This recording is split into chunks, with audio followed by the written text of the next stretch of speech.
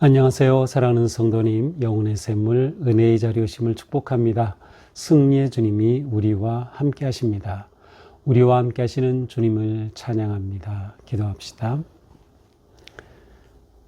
주님 감사합니다. 오늘도 저희들에게 새날을 주시며 또한 새 삶의 소망을 주시니 감사합니다.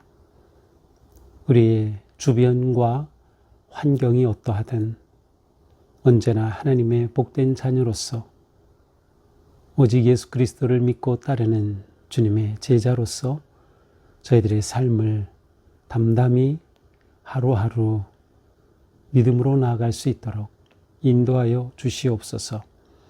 오늘도 말씀으로 오실 주님을 기대합니다. 성령님, 저의 마음을 열어주시고 깨닫게 하시며 진리와 생명의 말씀으로 굳게 서는 삶으로 인도하여 주시옵소서. 예수님 이름으로 기도합니다. 아멘. 오늘 말씀은 느헤미야 2장 1절에서 20절입니다.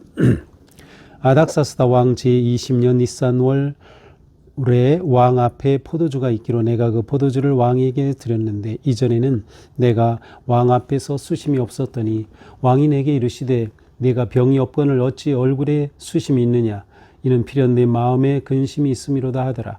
그때 내가 크게 두려워하여 왕께 대답하되 왕은 만세수를 하옵소서. 내 조상들의 묘실에 있는 성읍이 이제까지 황폐하고 성문이 불탔사오니 내가 어찌 얼굴에 수심이 없사오리까 하니 왕이 내게 이르시되 그러면 내가 무엇을 원하느냐 하시기로 내가 곧 하늘의 하나님께 묵도하고 왕에게 아뢰되 왕이 만일 좋게 여기시고 종이 왕의 목전에서 은혜를 얻었사오면 나를 유다 땅 나의 조상들의 묘실이 있는 성읍에 보내어 그 성을 건축하게 하옵소서 하였는데 그때에 왕후도 왕 곁에 앉아 있었더라.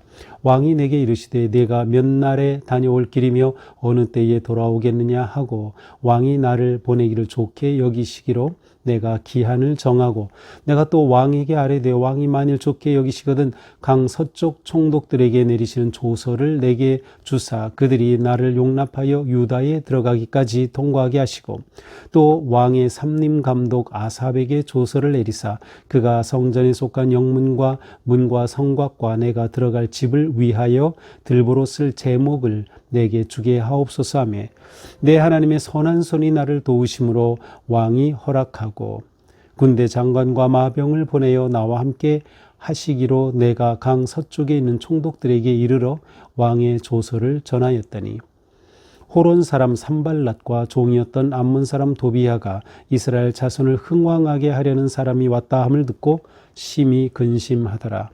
내가 예루살렘에 이르러 머문 지 사흘 만에 내 하나님께서 예루살렘을 위해 무엇을 할 것인지 내 마음에 주신 것을 내가 아무에게도 말하지 아니하고 밤에 일어나 몇몇 사람과 함께 나갈새 내가 탄 짐승 외에는 다른 짐승이 없었더라. 그 밤에 골짜기 문으로 나가서 용정으로 분문에 이르는 동안에 보니 예루살렘 성벽이 다 무너졌고 성문은 불탔더라. 앞으로 나아가 샘문과 왕의 못에 이르러서는 탄 짐승이 지나갈 곳이 없는지라. 그 밤에 시내를 따라 올라가서 성벽을 살펴본 후에 돌아서 골짜기 문으로 돌아왔으나 방백들은 내가 어디 갔었으며 무엇을 하였는지 알지 못하였고 나도 그 일을 유다 사람들에게나 제사장들에게나 귀족들에게나 방백들에게나 그 외에 일하는 자들에게 알리지 아니하다가 후에 그들에게 이르기를 우리가 당한 곤경은 너희도 보고 있는 바라. 예루살렘이 황폐하고 성문이 불탔으니 자 예루살렘 성을 건축하여 다시 수치를 당하지 말자 하고 또 그들에게 하나님의 선한 손이 나를 도우신 일과 왕이 내게 이른 말씀을 전하였더니 그들의 말이 일어나 건축하자 하고 모두 힘을 내어 이 선한 일을 하려 하매 호론 사람 산발랏과 종이었던 암몬 사람 도비야와 아라비아 사람 게셈이 이 말을 듣고 우리를 업신여기고 우리를 비웃어 이르되 너희가 하는 일이 무엇이냐 너희가 왕을 배반하고자 하느냐 하기로 내가 그들에게 대답하여 이르되 하늘의 하나님이 우리를 형통하게 하시리니 그의 종들인 우리가 일어나 건축하려니와 오직 너희에게는 예루살렘에서 아무 기업도 없고 권리도 없고 기억되는 바도 없다 하였느니라. 아멘. 조국의 황폐함을 동생을 통해 듣게 된, 알게 된 느헤미야는 그 시로 하나님께 기도하기 시작하였습니다. 그는 금식하며 주야로 기도하였죠. 이렇게 기도하였던 것은 하나님의 때를 기다린 겁니다. 하나님의 시간을 기다린 거죠. 느헤미야 마음에는 그렇게 무너진 조국에 대한 애틋한 마음이 가득했어요. 무엇인가 조국을 위해 하고자 하는 마음이 있었죠. 그리고 하나님께서는 그러한 느헤미야에게 놀라운 하나님의 뜻을 심어 주셨습니다. 이제 문제는 뭐예요? 느헤미야가 기회를 보는 것입니다. 그는 지금 바사 제국의 왕궁에서 술관원으로 있는 그러한 사람이기 때문에 그는 공적인 자리에 있어요. 그것도 중요한 자리에 왕을 직접 아련하고 대면하고 보좌하는 그런 자리에 있는 그죠.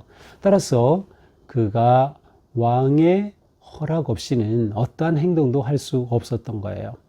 그러므로 그 기회를 기다리면서 기도하고 있었던 거죠.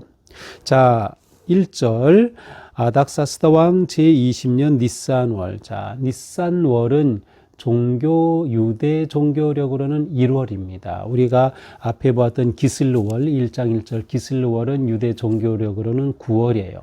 이제 유대인들은 종교력과 민간력이 두 가지가 있어요. 근데 이제 종교력으로 볼 때 니산월이 이제 1월이에요. 왜 1월이냐면 바로 이 니산월 14일 6월절을 지키죠. 하나님께서 이스라엘 백성들의 새로운 탄생의 역사를 일으키신 그 놀라운 6월절이 바로 이 달이거든요. 그래서 이 달이 이제 1월로 새로운 민족의 시작이 된 거죠. 바로 이 니산월이에요. 그러니까 9월에 그는 수상궁에 있으면서 이 소식을 들었고 1월에 이렇게 기회를 보게 됐으니 무려 3달에서 4달에 걸쳐서 느헤미야는 기도하며 때를 본 것입니다. 자, 드디어 그 때가 왔어요. 포도주를 왕에게 드리는 어떠한 그런 중요한 모임이 생긴 것이고 또 포도주를 왕에게 드린다는 것은 굉장히 좋은 기쁜 어떤 잔치와 같은 그러한 자리이다. 어쩌면 이것이 신년 잔치일 수도 있겠고요. 어쨌든 이러한 기회가 찾아온 겁니다. 자, 그런데 왕이 느헤미야를 보고 말합니다. 내가 병이 없거늘 어찌하여 얼굴에 수심이 있느냐? 이는 필요 내 마음에 근심이 있음이로다 하더라. 그때 내가 크게 두려워하여. 자, 평소와는 느헤미야 얼굴이 다른 겁니다. 그래서 왕이 아니 내 얼굴에 왜 이렇게 수심이 가득하냐? 너 건강한 거로 알고 있는데 라고 하면서 필연 내 마음에 근심이 있구나. 자, 내 마음에 근심이 있다. 예, 우리말로는 이렇게 듣기 좋게 번역이 되었지만 여기에는 내게 악한 마음이 있구나 라는 의미가 있어요. 여기서 악한 마음은 뭐겠어요? 왕에 대한 배반? 그러게요. 그러한 어떤 음모를 암시하는 것일 수도 있어요. 이러한 것이기 때문에 느헤미야는 왕의 이 말을 듣고 어떻게 했어요? 크게 두려워했어요. 크게 두려워했어요. 그리고서는 왕에게 말하죠. 왕은 만세수를 하옵소서. 내 조상의 묘실이는 성읍이 이제까지 황폐하고 성문이 불탔사오니 내가 어찌 얼굴에 수심이 없사오리까. 저희의 조국이 완전히 불타버렸습니다. 성읍이 황폐하게 되었습니다. 제가 그 소식을 들었는데 어찌 마음이 괜찮겠습니까? 그래서 느헤미야는 왕에게 자기 얼굴이 그러한 이유를 밝힙니다. 그러자 왕이 묻습니다. 내가 무엇을 원하느냐? 굉장히 느헤미야에게 우호적입니다. 내가 무엇을 원하느냐? 그러자 느헤미야는 내가 곧 하늘의 하나님께 묵도하고 왕에게 아뢰되. 자, 순간적이에요. 여기 순간적이에요. 왕이 이렇게 말하자 느헤미야는 왕에게 무엇을 주기 원하느냐 하니까 왕에게 대답해야죠. 근데 그 짧은 순간에 느헤미야가 뭘 했어요? 기도했어요. 묵도했다라고 우리말에는 의미 있게 번역했어요. 속으로 기도한 거죠. 속으로. 다른 성경에서는 그냥 기도했다라고만 되어 있는데 우리 성경이 개역개정 묵도라고 번역을 했어요. 이것이 더 좋은 것 같아요. 속으로 기도한 거죠. 겉으로 기도할 수는 없죠. 그 자리에서 속으로 기도한 겁니다. 짧은 기도죠. 어쩌면 화살 기도라고도 할 수 있겠어요. 그러자 그리고서 이제 묵도하면서 왕에게 말한 겁니다. 왕이 좋게 여기시고 제가 왕의 목전에서 은혜를 얻었사오면, 같은 뜻이에요. 좋게 여기시고 은혜를 얻었사오면, 저를 좋게 보신다면 나를 유다 땅 나의 조상들의 묘실이 있는 성읍에 보내어 그 성을 건축하게 하옵소서. 저를 유다 땅으로 보내주셔서 성읍을 건축하게 해 주십시오라고 왕에게 요청합니다. 그런데 그때 왕후도 곁에 있었어요. 굳이 왕후가 뭘 했는지 표현은 없어요. 아마 이것을 보면 왕과 왕후가 함께 있는 아주 굉장히 기분 좋은 자리였던 것 같아요.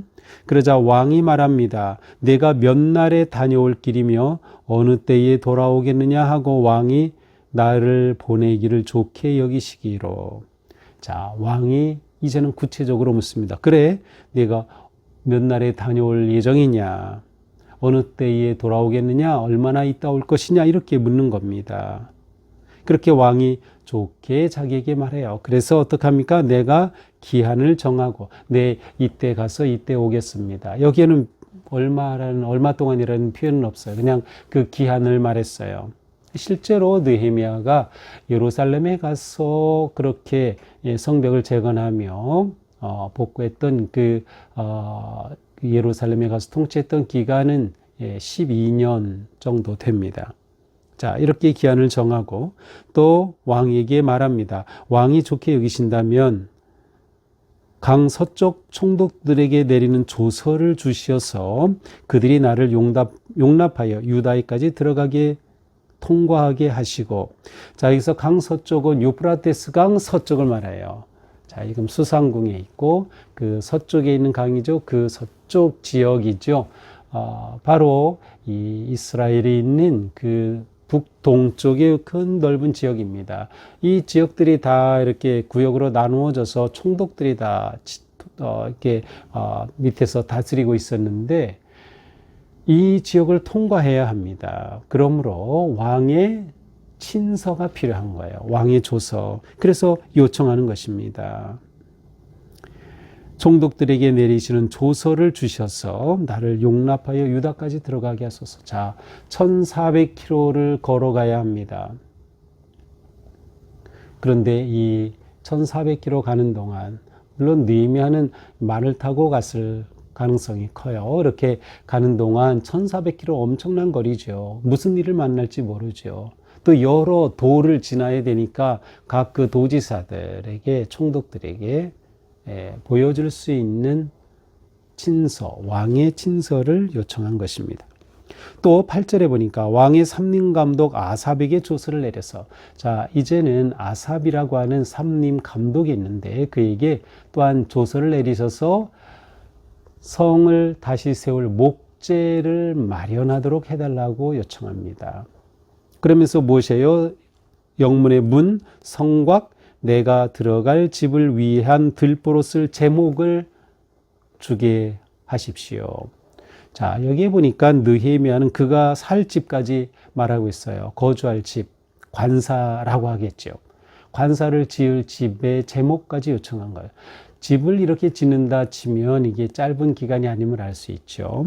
네, 이렇게 요청을 합니다. 근데 하나님의 선한 손이 나를 도우심으로 왕이 허락했다. 자, 하나님의 선한 손이 나를 도우셨다. 두 번째 지금 나오고 있어요. 하나님의 선한 손.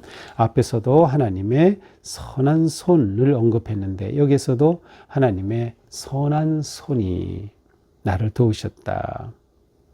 더 나아가서 9절에 보니까 군대 장관과 마병을 보내어 나와 함께 하시기로 내가 강서쪽에는 총독들에게 이르러 왕의 조서를 전하였더니, 자, 장교와 기병대까지 동원해서 느헤미야가 안전하게 가도록 하였습니다.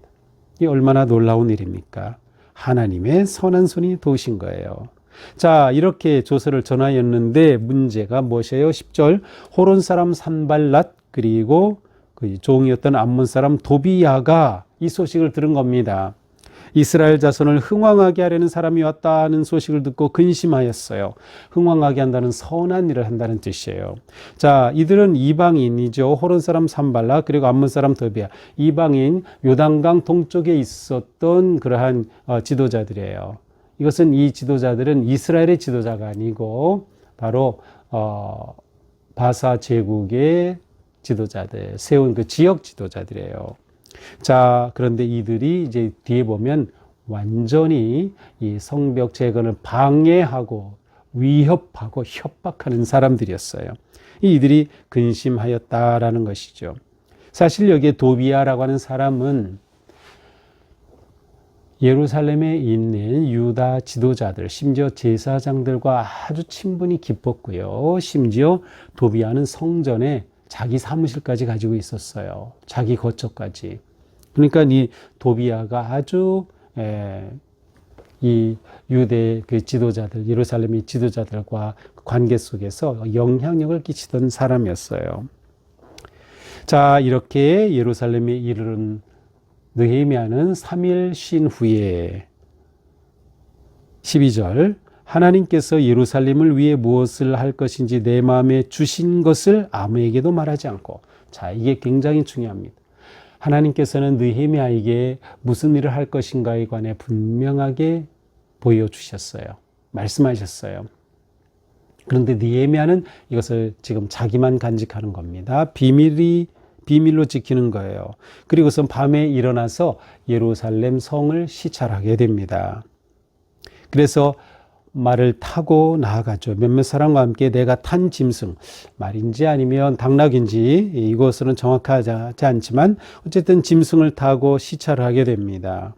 그런데 다른 짐승 하나도 보이지 않았어요.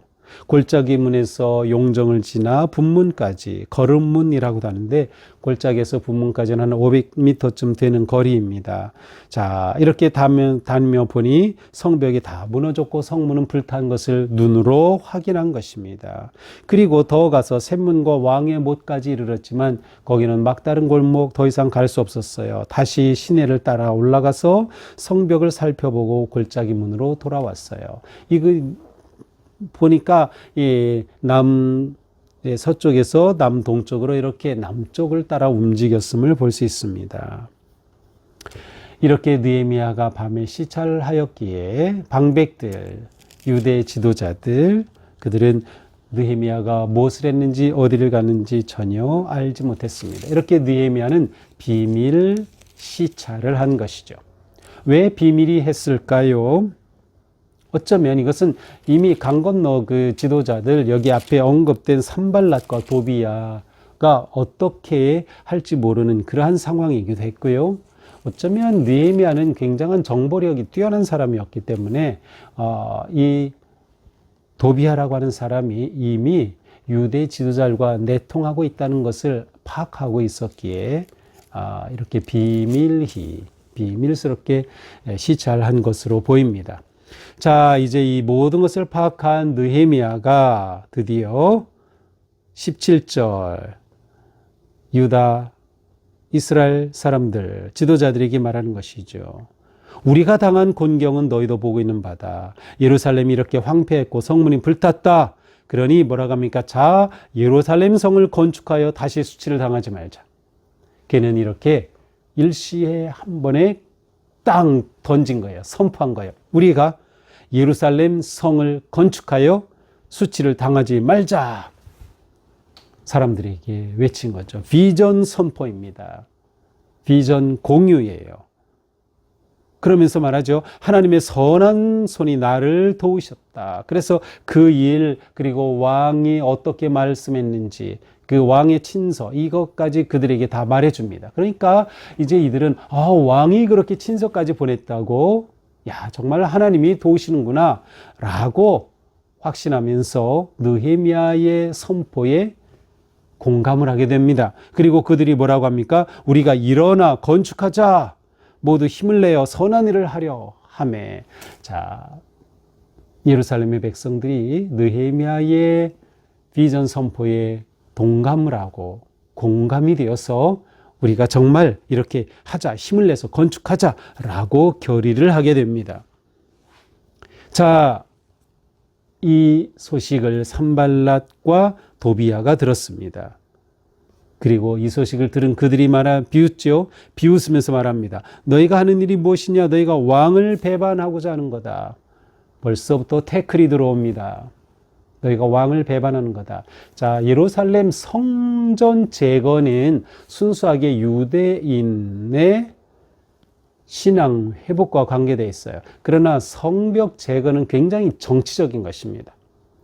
옛날에 전쟁이 일어나면 성벽을 부숨으로써 왕이 누구인지 정복자를 분명히 하는 거죠. 그 부순 것을 다시 세운다. 이거는 굉장히 정치적인 것이죠. 그러니 산발랏과 도비야는 이걸 정치적인 게임으로 몰아가려고 하는 것입니다. 그러나 이때 느헤미야는 그들에게 단호합니다. 하늘의 하나님이 우리를 형통하게 하시리니 그의 종들인 우리가 일어나 건축할 것이다. 그러니 너희는 예루살렘에 대해서 아무런 기업, 너희가 얻을 이익 아는 것도 없어, 권리도 없고 너희가 남길 것 아무것도 없다라고 분명하게 그들에게 선언하죠. 느헤미야가 아주 용기와 담대함으로 그들의 딱 자른 겁니다. 느헤미야는 이미 왕의 친서를 가지고 있어요. 그러니 이들의 위협에 느헤미야는 전혀 흔들리지 않습니다. 자, 이것이 오늘의 말씀이죠. 자, 오늘 말씀을 보면서 우리는 하나님의 선한 손이 느헤미야와 함께 하심을 우리는 볼 수 있어요. 그러니까 우리가 믿음의 승리를 위해서는 어떻게 해야 돼요? 하나님의 선한 손을 의지하는 것이지요. 그렇습니다. 그러기에 우리는 무엇을 합니까? 기도하며 기다려야 돼요. 기도하면서. 느헤미야는 고국의 소식을 들었을 때 금식하고 눈물로 주야로 기도하였습니다. 그리고 때를 기다렸어요. 하나님의 시간을. 그리고 그냥 기다리기만 했나요? 아니요. 느헤미야는 완전히 준비했어요. 내가 얼마 동안 거기에 머물러야 할지, 거기에 머물러서 이렇게 성벽을 다시 세우기 위해서는 무엇이 필요한지, 또 그곳까지 이동할 때 무엇이 필요한지, 왕의 친서가 필요하다. 또한 제목을 공급받을 수 있도록 왕이 허락해 줘야 된다. 이 모든 것들을 다 파악하고 있었어요. 거기에 얼마 동안 머물러야 할지 모든 것들. 그러니까 느헤미야는 기도하면서 준비한 거예요. 이게 중요합니다. 우리는 기도한다고 기도만 하고 행동은 하지 않아요. 그것은 옳지 않아요. 우리는 기도하면서 행동하는 겁니다. 기도하면서 준비하는 것이에요. 그렇게 했을 때 느헤미야는 지혜롭게 행동합니다. 비밀스럽게 밤에 시찰을 하죠. 그리고 대적자들이 와서 비웃을 때 용기 있게 대처하는 것이에요. 기도한 느헤미야였기 때문에 가능한 것이죠. 결국 그는 하나님을 신뢰하고 있었습니다. 어떤 상황이 일어나든 하나님을 신뢰하고 하나님의 선한 손이 있음을 의지하였음을 알 수 있어요. 우리는 앞으로 정말 느헤미야가 하나님의 선한 손을 의지하고 놀랍게 이 일을 추진해 갔음을 보게 될 것입니다. 오늘 하루 우리의 삶도 하나님의 선한 손을 의지하며 하나님의 놀라우신 은혜 안에서 복된 승리를 누리는 그러한 하루가 될 수 있기를 축복합니다. 기도합시다. 주님 감사합니다. 오늘도 주님의 은혜로 우리의 삶이 오직 하나님의 선한 손을 의지하고 하나님의 은혜의 약속을 붙잡고 담대하게 믿음의 길을 승리하도록 함께하여 주옵소서. 예수님 이름으로 기도합니다. 아멘. 네, 오늘도 주님 은혜로 우리 삶이 온전히 주님 앞에 바르게 거룩하게 세워지고 승리하는 하루가 되기를 축복합니다. 사랑합니다.